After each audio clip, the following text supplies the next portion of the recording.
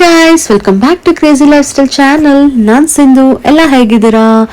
ಇವತ್ತು ನಾನು ನಿಮ್ಗೊಂದು ಯಮ್ಮಿ ರೆಸಿಪಿ ತೊಗೊಂಡು ಬಂದೀನಿ. ದ್ರಾಕ್ಷಿ ಗೊಜ್ಜು, ಗ್ರೀನ್ ಗ್ರೇಪ್ಸ್ ಕರಿ ಅಂತ ಹೇಳ್ಬಿಟ್ಟು. ಇದಂತೂ ತುಂಬ ಚೆನ್ನಾಗಿರುತ್ತೆ.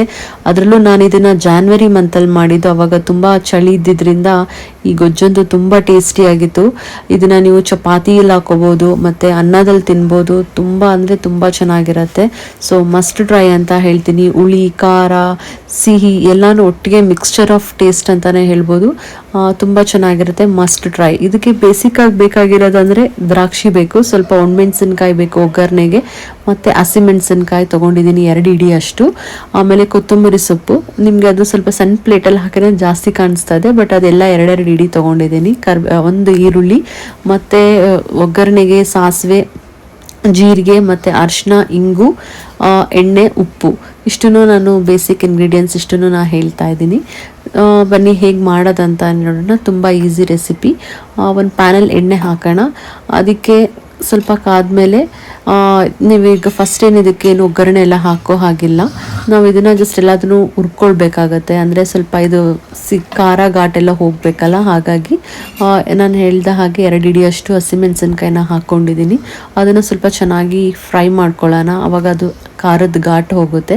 ಸ್ವಲ್ಪ ನಮಗೆ ಫ್ಲೇವರ್ ಇದು ಹಸಿಮೆಣಸಿನ್ಕಾಯಿನೇ ತೊಗೊಂಡು ಸ್ವಲ್ಪ ಗ್ಯಾಸ್ಟ್ರಿಕ್ ಆಗುತ್ತೆ ಅನ್ನೋದಕ್ಕೋಸ್ಕರ ಒಂದು ಸ್ವಲ್ಪ ಒಣಮೆಣಸಿನ್ಕಾಯಿ ಕೂಡ ತೊಗೊಂಡಿದ್ದೀವಿ. ಅದ್ರದ್ದು ಫ್ಲೇವರನ್ನು ಕೂಡ ತುಂಬ ಚೆನ್ನಾಗಿರುತ್ತೆ. ಅದ್ರ ಜೊತೆಗೆ ಸ್ವಲ್ಪ ಬೆಳ್ಳುಳ್ಳಿ ಮತ್ತು ಕರಿಬೇವು, ಇದಿಷ್ಟನ್ನು ಚೆನ್ನಾಗಿ ಹುರ್ಕೊಬೇಕಾಗತ್ತೆ. ಇದೆಲ್ಲ ನಾವು ಒಗ್ಗರಣೆ ಮಾಡುವಾಗ ಎಷ್ಟು ಘಮ ಘಮ ಅಂತ ಆಯ್ತಂದರೆ ಮನೆಯೆಲ್ಲ ತುಂಬ ಚೆನ್ನಾಗಿ ಘಮ ಬರ್ತಾಯಿತ್ತು. ಅಂದರೆ ಆ ಜೀರಿಗೆ ಆಗಿರ್ಬೋದು, ಬೆಳ್ಳುಳ್ಳಿ ಒಗ್ಗರಣೆಗಳು ಕೊಟ್ಟರೆ ನಿಜವಾಗ್ಲೂ ಸಖತ್ತಾಗಿರುತ್ತೆ. ಆ್ಯಂಡ್ ನಾನು ಆಗಲೇ ಹೇಳ್ದಂಗೆ ಇದು ನಾವು ಜಾನ್ವರಿ ಟೈಮಲ್ಲಿ ಮಾಡಿದ್ರಿಂದ ಚಳಿಗೆ ನಾಲ್ಗೆ ಎಷ್ಟು ಟೇಸ್ಟ್ ಇತ್ತು ಅಂತ ಹೇಳಿದ್ರೆ, ಕೋಲ್ಡ್ ಕಾಫ್ ಎಲ್ಲದಕ್ಕೂ ಇದು ರಾಮಬಾಣನೇ ಅಂತ ಹೇಳ್ಬೋದು. ಅಷ್ಟು ಟೇಸ್ಟಿಯಾಗಿತ್ತು. ಮತ್ತು ಅಷ್ಟು ನಮಗೆ ಕಾಫ್ ಎಲ್ಲ ಚೆನ್ನಾಗಿ ಆ ಘಾಟದ ಖಾರದ ಇದಕ್ಕೆ ಘಾಟ್ಗೆ ಕೋಲ್ಡ್ ಕಾಫಿ ಕ್ಲಿಯರ್ ಆಗಿಬಿಡ್ತು. ಅಷ್ಟು ಚೆನ್ನಾಗಿತ್ತು. ಮಾತ್ರ ನೋಡಿ, ಚೆನ್ನಾಗಿ ಫ್ರೈ ಮಾಡ್ಕೊಳ್ಳಿ ಇದನ್ನು. ಅಂದರೆ ಅದು ಸ್ವಲ್ಪ ಘಾಟೆಲ್ಲ ಬಿಡೋ ಅಷ್ಟು, ಅಂದರೆ ಅದು ಸ್ಪೈಸಿನೆಸ್ ಸ್ವಲ್ಪ ಹೋಗಲಿ ಅದಕ್ಕೆ ಕಟ್ ಮಾಡಿ ಇಟ್ಕೊಂಡಿರೋಂಥ ಒಂದು ಈರುಳ್ಳಿನ ಅದಕ್ಕೇ ಮಿಕ್ಸ್ ಮಾಡೋಣ. ಅದನ್ನು ಸ್ವಲ್ಪ ಫ್ರೈ ಮಾಡ್ಕೊಳ್ಳೋಣ. ಇದೆಲ್ಲ ತುಂಬ ಈರುಳ್ಳಿ ಎಲ್ಲ ತುಂಬ ಏನು ಫ್ರೈ ಆಗೋದು ಬೇಡ. ಜಸ್ಟ್ ಒಂದು 2-3 ರೋಸ್ಟ್ ಆದರೆ ಸಾಕು, ಚೆನ್ನಾಗಾಗತ್ತೆ. ಇದನ್ನೆಲ್ಲ ನಾವು ರುಬ್ಕೊಳ್ಳೋದ್ರಿಂದ ಸ್ವಲ್ಪ ಇದು ಬಿಸಿ ಆರಬೇಕು, ಆಮೇಲಿಂದನೇ ನೀವು ರುಬ್ಬಕ್ಕೆ ಹಾಕ್ಕೊಳ್ಳಿ. ಡೈರೆಕ್ಟಾಗಿ ಹಾಕ್ಕೊಳ್ಳೋದಕ್ಕೆ ಹೋಗಬೇಡಿ. ಸ್ವಲ್ಪ ಈರುಳ್ಳಿ ಫ್ರೈ ಆಗಿದ್ಮೇಲೆ ಅದಕ್ಕೆ ಕಟ್ ಮಾಡಿ ಇಟ್ಕೊಂಡಿರೋಂಥ 1 ಟೊಮ್ಯಾಟೊ, ಮತ್ತು ನಾನು ಆಲ್ಮೋಸ್ಟ್ ಇಲ್ಲಿ ಅರ್ಧ kg ಗ್ರೇಪ್ಸ್ನ ತೊಗೊಂಡಿದ್ದೀನಿ. ಚೆನ್ನಾಗಿ ತೊಳೆದಿಟ್ಕೊಂಡಿರೋ ಅಂಥ ಗ್ರೇಪ್ಸು. ನೀವು ಗ್ರೇಪ್ಸ್ನ ಸ್ವಲ್ಪ ಉಪ್ಪು ನೀರಲ್ಲಿ ಮತ್ತು ಬೆಚ್ಚಗಿರೋ ನೀರಿಗೆ ಸ್ವಲ್ಪ ಉಪ್ಪು ಹಾಕ್ಬಿಟ್ಟು ಗ್ರೇಪ್ಸ್ನ ತೊಳೆದಿಟ್ಕೊಳ್ಳಿ. ಇವಾಗೆಲ್ಲ ಸ್ವಲ್ಪ ಕೆಮಿಕಲ್ ಇರೋವಂಥ ಮೆಡಿಸಿನ್ಸ್ ಹಾಕೋದ್ರಿಂದ ಗ್ರೇಪ್ಸ್ನ ತುಂಬ ಚೆನ್ನಾಗಿ ತೊಳ್ಕೊಬೇಕಲ್ಲ. ಸೊ ಹಾಗೆ 1 ಇಡಿ ಕೊತ್ತಂಬರಿ ಸೊಪ್ಪು, ಇದಿಷ್ಟನ್ನು ಹಾಕಿ ಚೆನ್ನಾಗಿ ಫ್ರೈ ಮಾಡ್ಕೊಳ್ಳೋಣ. ಈಗ ನಿಮ್ಗೆ ಇದು ನೋಡಿದ್ರೆ ಪ್ಯಾನ್ ಫುಲ್ ಕಾಣಿಸ್ತಾ ಇದೆ, ಆದರೆ ಇದೆಲ್ಲ ಫುಲ್ಲು ಫ್ರೈ ಮಾಡಿದ್ಮೇಲೆ ಸ್ವಲ್ಪ ಆಗುತ್ತೆ, ಅಷ್ಟಿದೆ. ಒಂದು 5 ನಿಮಿಷ ಇದನ್ನು ಕುತ್ಕೊಂಡ್ರೆ ಸಾಕು. ನೀರೇನು ಆ್ಯಡ್ ಮಾಡೋದು ಬೇಡ, ಯಾಕೆಂದರೆ ದ್ರಾಕ್ಷಿಲಿರೋ ರಸನೇ ನಿಮಗೆ ಅದು ಬಿಟ್ಕೊಳುತ್ತೆ. ಸೊ ಹಾಗಾಗಿ ಈ ಗೊಜ್ಜಿಗೆ ಏನು ನೀರು ಹಾಕೋಂಥ ಅವಶ್ಯಕತೆ ಇಲ್ಲ. ಇದಕ್ಕೆ ನೀರು ಹಾಕದೇ ಇರೋದ್ರಿಂದ ಆಲ್ಮೋಸ್ಟ್ ಇದನ್ನು ನಾವು 1 ವೀಕ್ ತನಕ ಇಟ್ಕೊಂಡು ತಿನ್ನಬಹುದು. ಆದರೆ ನಮ್ಮ ಮನೆಯಲ್ಲಿ 1 ವೀಕ್ ಬರಲೇ ಇಲ್ಲ, ವೆರಿ ನೆಕ್ಸ್ಟ್ ಡೇಗೆ ಖಾಲಿ ಆಗೋಯ್ತು. ಯಾಕೆಂದರೆ ತನ್ವಿಗೆ ತುಂಬ ಇಷ್ಟ ಆಯಿತು. ಇವನ್ ನನಗೂ ಎಲ್ಲರಿಗೂ ತುಂಬ ಇಷ್ಟ ಆಗೋಯಿತು ಹೇಳಬೇಕಂದ್ರೆ. ಸೊ ನೋಡಿ, ಇದಕ್ಕೆ ಸ್ವಲ್ಪ ಜೀರಿಗೆ ಹಾಕ್ತಾ ಇದ್ದೀವಿ.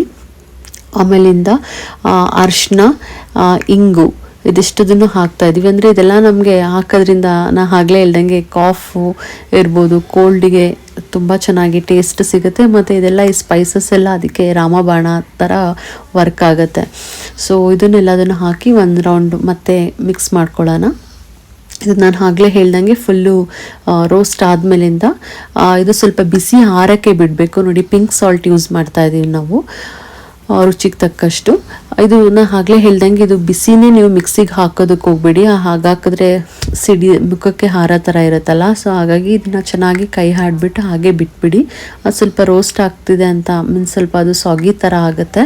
ದ್ರಾಕ್ಷಿ ಎಲ್ಲ ನೋಡಿ ಇವಾಗ ಹೇಗೆ ಉಂಡೆ ಆಗಿದೆ ಅಲ್ವಾ, ಅದೆಲ್ಲ ನಮಗೆ ಒಂದು 5 ನಿಮಿಷ ರೋಸ್ಟ್ ಮಾಡಿದ್ಮೇಲೆ ಚೆನ್ನಾಗಿ ಅದೆಲ್ಲ ಒಂಥರ ಸಾಗಿ ಆಗ್ಬಿಟ್ಟು ನೋಡಿ ಈ ಥರ ಸಾಫ್ಟ್ ಆಗಿಬಿಡುತ್ತೆ. ಆಗಲೇ ನೋಡಿದ್ರಲ್ಲ ಪ್ಯಾನ್ ಫುಲ್ ಇತ್ತು, ಇವಾಗ ನೋಡಿ ಎಲ್ಲ ರಸ ಎಲ್ಲ ಬಿಟ್ಕೊಂಡು ಹೇಳ್ದಂಗೆ ಸಾಗಿ ಥರ ಆಗಿದೆ, ಎಲ್ಲ ಮೆತ್ತೆ ಮೆತ್ತೆ ಆಗಿದೆ. ಸೊ ಇದು ನಾ ಆಗಲೇ ಹೇಳ್ದಂಗೆ ಬಿಸಿ ಆರಿದ್ಮೇಲೆ ಇದನ್ನು ಮಿಕ್ಸಿಗೆ ಹಾಕ್ಕೊಂಡು ಪೇಸ್ಟ್ ಮಾಡಿ, ನಾನು ಇದನ್ನು 2 ಟೈಮ್ಸ್ ನಾನು ಇದನ್ನು ಮಿಕ್ಸಿಗೆ ಹಾಕ್ಕೊಂಡಿದ್ದೀನಿ. ಏಕೆಂದರೆ ಚೆನ್ನಾಗಿ ಗ್ರೈಂಡ್, ಅಂದರೆ ಅದೇನೂ ಇಲ್ಲ, ಅದು ಆಲ್ರೆಡಿ ಸಾಗಿ ಆಗಿರೋದ್ರಿಂದ 1-2 ಟ್ವಿಸ್ಟ್ಗೆ ಅದು ನೀಟಾಗಿ ಪೇಸ್ಟ್ ಆಗಿಬಿಡತ್ತೆ. ಸೊ ನೋಡಿ, ನಾನು 2 ಸಲಿಗೆ ಅದನ್ನು ನಾನು ಮಾಡ್ಕೊಂಡಿದ್ದೀನಿ ಅಷ್ಟೇನೆ. ಅದು ನೀವು ಒಗ್ಗರಣೆನೇ ಹಾಕೋದು ಬೇಡ, ಹಾಗೇ ತಿನ್ಬೋದು, ಅಷ್ಟು ಚೆನ್ನಾಗಿರುತ್ತೆ. ನೋಡಿ, ಇದು ಕ್ಯಾಪ್ ಓಪನ್ ಮಾಡ್ತಾಯಿದ್ರೆ ಎಷ್ಟು ಘಮ ಘಮ ಅಂತ ಆಯ್ತಂತೀರ. ನನ್ನ ಮಗ ಅದೇ ಟೈಮ್ಗೆ ಟ್ಯೂಷನಿಂದ ಬಂದ್ಬಿಟ್ಟು ವಾವ್ ಏನು ಘಮ ಅಂತ ಇದೆ, ಏನು ಮಾಡಿದ್ದೀರಾ ಅಂತ ಡೈರೆಕ್ಟಾಗಿ ಕಿಚನ್ಗೆ ಬಂದ್ಬಿಟ್ಟು ಅವನು. ನೋಡಿ, ನೆಕ್ಸ್ಟು ಒಗ್ಗರಣೆ ಮಾಡ್ತಾಯಿದ್ವಿ. ಇದು ಒಗ್ಗರಣೆ ಆಪ್ಷನಲ್, ಬೇಕಾದರೆ ಮಾಡಿ. ನಮಗೂ ಒಗ್ಗರಣೆ ಮಾಡಿದ್ರೆ ಚೆನ್ನಾಗಿರುತ್ತೆ ಅನಿಸ್ತು, ಸ್ವಲ್ಪ ಇನ್ನೂ ಕಲರ್ಫುಲ್ ಆಗಿರುತ್ತೆ ಅನಿಸ್ತು, ಹಾಗಾಗಿ ಮಾಡ್ತಾಯಿದ್ದೀವಿ.